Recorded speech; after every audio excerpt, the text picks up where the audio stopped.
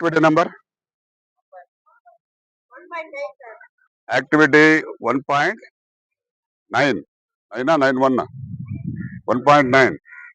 Here we are explaining the concept of circular motion.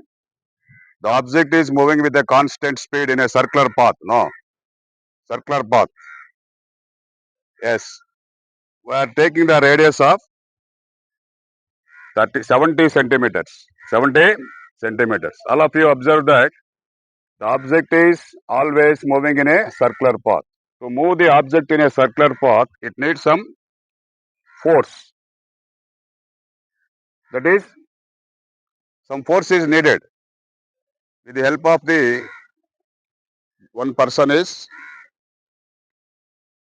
whirling that object. If he loses how the object's direction is. So leave straight ga pettukollu. Tipo yes, tipala. Now leave it. Leave it.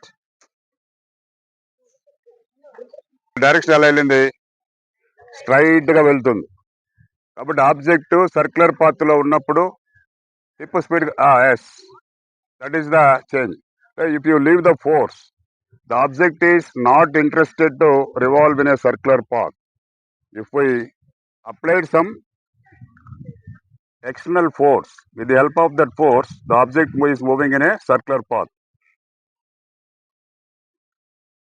So now if we leave that object, it will move into in a straight line.